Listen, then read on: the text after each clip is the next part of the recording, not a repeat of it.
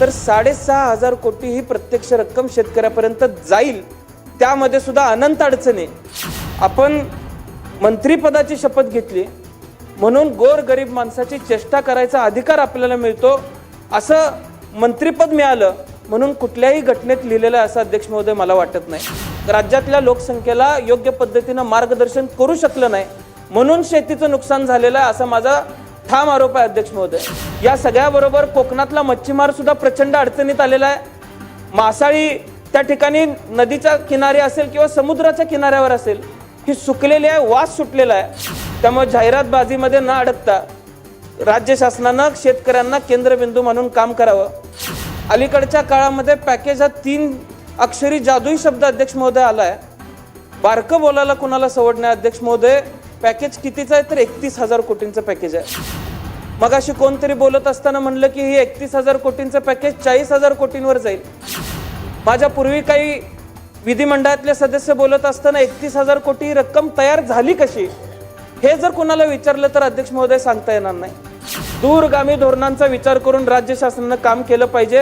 अध्यक्ष महोदय, सत्ताधारी पक्षाच्या 293च्या प्रस्तावावरती मी बोलण्यासाठी आपल्या सर्वांसमोर उभा आहे. खरं तर आपला देश हा कृषीप्रधान देश म्हणून ओळखला जातो. कृषी क्षेत्रावरती, कृषी उत्पन्नावरती अधिकची लोकसंख्या ही अवलंबून आहे. आणि या दृष्टिकोनातून ज्यावेळेस या शेतीप्रधान देशावरती अडचणी निर्माण झालेल्या आहेत, शेती संदर्भात अडचणी निर्माण झालेल्या आहेत, धोरणांच्या संदर्भात ज्यावेळेस अडचणी निर्माण झालेल्या आहेत, खरं तर अलीकडच्या काळात केंद्र शासन असेल किंवा राज्य शासन असेल, गेल्या अनेक वर्षांच्या काळामध्ये आपण यशवंतराव चव्हाण साहेब, पंजाबराव देशमुख साहेब, वसंतराव नाईक साहेब, वसंतराव दादा पाटील साहेब, दादांच्या माध्यमातून शेती क्षेत्रासाठी त्या काळामध्ये झालेलं काम बघितलं तर त्या काळामध्ये त्या काळाला पुरतील अशी धोरणं त्यांनी आखण्याचं काम केलं. पण अलीकडच्या काळामध्ये शेतीपूरक धोरणं त्या पद्धतीनं दिसत नाहीत अध्यक्ष महोदय. आज कोणतंही शाश्वत धोरण शेतीच्या संदर्भामध्ये आपल्या सर्वांना बघायला मिळत नाहीत. अनंत अडचणींना सामोरं जावं लागतंय. म्हणजे बियाण्याचं पेरणं पोतं विकत घेतल्यापासून पार आल्यानंतर बाजारात विकून हातात पैसे मिळेपर्यंत कुठल्याही पद्धतीचं धोरण, शाश्वत धोरण शासनाच्या माध्यमातून त्या ठिकाणी दिलं जात नाही. आणि त्यामुळे शेती करायची का नाही, आज हा बहुसंख्य महाराष्ट्रासमोर प्रश्न निर्माण झालेला आहे, बहुसंख्य लोकसंख्येसमोर प्रश्न निर्माण झालेला आहे. खरं तर आपण बघतोय आज गावगाड्यामध्ये एखाद्या ठिकाणी बसलं तर लोक सहज बोलतात की शेतकऱ्याला अलीकडच्या काळामध्ये लग्न सुद्धा होत नाहीत शेतकऱ्याची. शेतकरी तरुण पोरांना स्वतः शेतकरी आहे सांगायला लाज वाटायला लागलेली आहे. अशा पद्धतीचं उत्पन्न अलीकडच्या काळामध्ये शेतकरी कुटुंबांचं झालेलं आहे.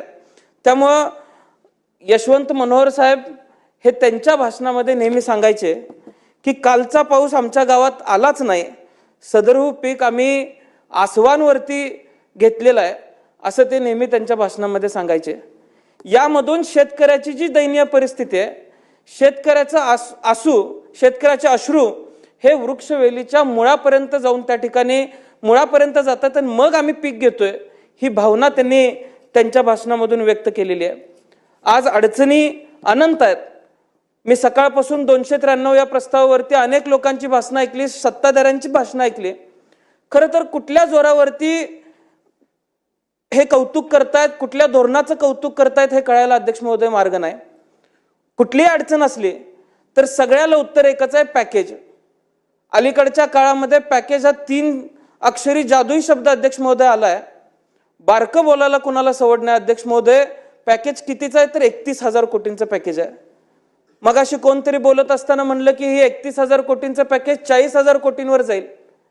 माझ्या पूर्वी काही विधिमंडळातले सदस्य बोलत असताना 31,000 कोटी ही रक्कम तयार झाली कशी, हे जर कुणाला विचारलं तर अध्यक्ष महोदय सांगता येणार नाही. आज प्रत्यक्ष यावरती जर अभ्यास केला अध्यक्ष महोदय तर 6,500 कोटी ही प्रत्यक्ष रक्कम शेतकऱ्यापर्यंत जाईल, त्यामध्ये सुद्धा अनंत अडचणी. आज ग्रामीण भागातल्या शेतकऱ्यांना ती रक्कम स्वीकारण्यामध्ये आहे. त्यामुळे अध्यक्ष महोदय, जर शासन पॅकेजच्या नावाखाली शेतकऱ्यांना फसवण्याचा प्रयत्न करत असेल तर माझं आव्हान आहे की अशा पद्धतीचं शेतकऱ्यांनी कुठल्याही शासनाच्या भूलथापांना बळी पडता कामा नये. अध्यक्ष महोदय, ही घोषणा अपेक्षित होती. त्याचं कारण असं आहे, स्थानिक स्वराज्य संस्थेच्या निवडणुकांचं घोडं निघालं होतं आणि या घोड्याला काहीतरी खरारा खुराक मिळाल्याशिवाय या निवडणुका पुढे जाऊ शकत नाही तशी परिस्थिती निर्माण झाली होती अध्यक्ष महोदय. पण हे पॅकेज डिक्लेअर केल्यानंतर अध्यक्ष महोदय, सत्ताधारी पक्षाचे काही मंत्री असतील, मी दिलगिरी व्यक्त करतो, पण पेपरात आलेली ही कात्रणं आहेत की लोकांना कर्जमाफीचा नाद लागलाय असं शासनातल्या एका मंत्र्यांनी सांगितलं. दुसऱ्या मंत्र्यांनी सांगितलं सोसायटी काढायची, माफ करा म्हणून आंदोलनं करायची, कर्जमाफी करून घ्यायची आणि परत कर्ज काढायचं. अध्यक्ष महोदय, आपण मंत्रिपदाची शपथ घेतली म्हणून गोरगरीब माणसाची चेष्टा करायचा अधिकार आपल्याला मिळतो असं मंत्रिपद मिळालं म्हणून कुठल्याही घटनेत लिहिलेलं आहे असं अध्यक्ष महोदय मला वाटत नाही. त्यामुळे माझी विनंती असणार आहे की कोण कुठल्याही पदावरती बसलेला असला तरी या राज्यातल्या कष्टकरी शेतकऱ्यांचा अपमान करायचा अधिकार त्यांना नाही आणि या राज्यातला बहुसंख्य कष्टकरी हा अपमान सहन सुद्धा करणार नाही. अध्यक्ष महोदय, अलीकडच्या काळामध्ये शासनाच्या अखत्यारीत असलेल्या अनेक धोरणांचं त्या ठिकाणी पुन्हा अभ्यास केला पाहिजे. दर्जेदार बियाणे मिळालं पाहिजे, खतांचे दर कमी झाले पाहिजेत, प्रशासकीय मदत मिळत नाही ती मिळाली पाहिजे. वातावरण बघण्यासाठीचे जे यंत्र अध्यक्ष महोदय, मागच्या अधिवेशनामध्ये राज्य शासनाने GR काढला. मी सहज कृषी आयुक्तालयात मंत्री महोदय बैठक लावली तर तिथं मी ज्यावेळेस काही अधिकाऱ्यांसमोर बसलो की हे यंत्र कुठं लावण्यात यावं तर त्या संदर्भातलं सुद्धा स्पष्ट धोरण राज्य शासनासमोर किंवा अधिकाऱ्यांसमोर सुद्धा नव्हतं. यंत्र बसवायचंच आहे म्हणून जर बसवलं तर त्याचा शेतकऱ्याला काय फायदा आहे? यंत्र बसवायचंच आहे म्हणून बसवलं तर आज वेदर फोरकास्ट आपलं डिपार्टमेंट असताना सुद्धा कुठल्याही वेदरचं सरळ अचूक अंदाज आपल्यापर्यंत पोहोचत नाही.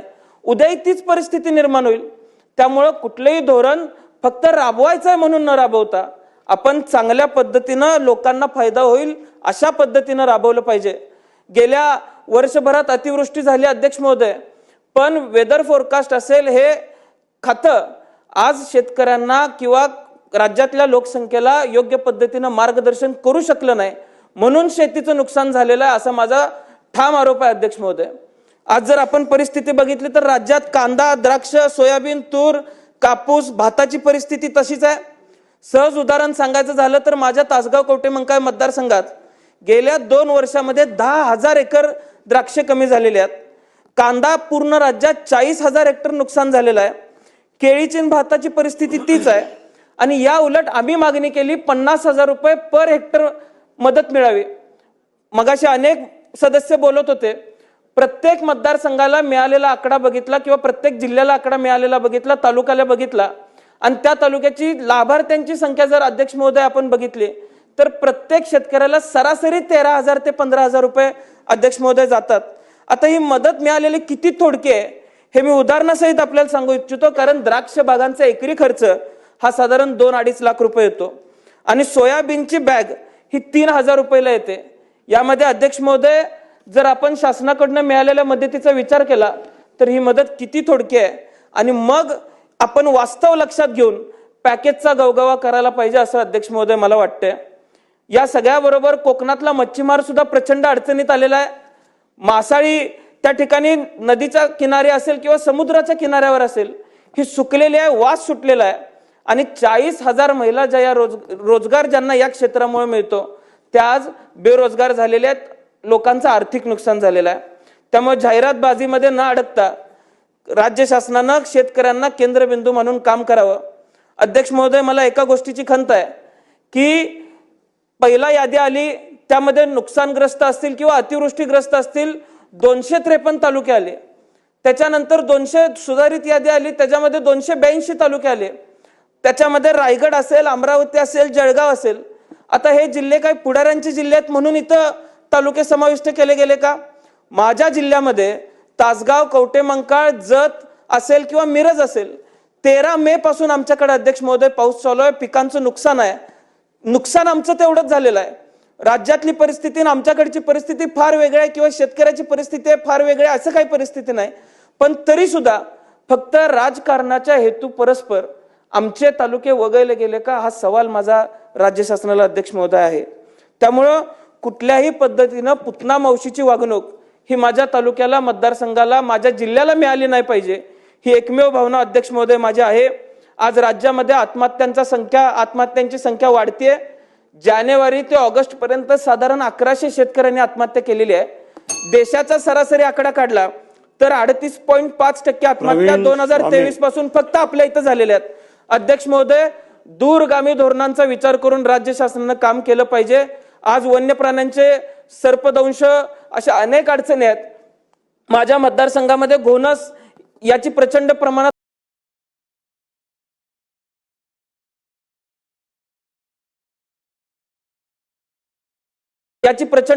मोठी अडचण निर्माण झालेली आहे. त्याच्यावरही मदत काहीतरी शेतकऱ्याला राज्य शासनाकडून डिक्लेअर झाली पाहिजे. आणि त्याच्या पुढे अध्यक्ष महोदय अजून एक छोटीशी विनंती माझी असणार आहे. विमा कंपन्या प्रचंड मोठी फसवणूक करतात. एक उदाहरण सांगतो. मागच्या अधिवेशनामध्ये विमा कंपन्यांवरती भडक अशी लक्षवेधी आम्ही मांडली. मला कृषी मंत्र्यांनी बैठक लावतो असं सांगितलं. ती बैठक लागली. मागच्या वेळेस विमा कंपनी वेगळी होती, या वर्षी विमा कंपनी वेगळी होती. नियम तेच आहेत, अटी त्याच आहेत, पण एकाच अटीचे दोन अर्थ काढले. मागच्या विमा कंपनीनं मदत केली, या विमा कंपनीनं त्या अटीचा दुसरा अर्थ काढून मदत केली नाही. आम्ही कृषी आयुक्तांना आणि मंत्र्यांना धारेवर धरलं. शेतकऱ्यांना घेऊन आम्ही त्यांना भेटलो आणि त्यानंतर त्यांनी विमा कंपन्यांना आदेश काढला. अध्यक्ष महोदय, वारंवार अशा प्रायव्हेट विमा कंपन्यांच्या मागं लागायला लोकप्रतिनिधींना मागं लागायला नाही लागलं पाहिजे. लोकप्रतिनिधींचा आदर ठेवला गेला पाहिजे.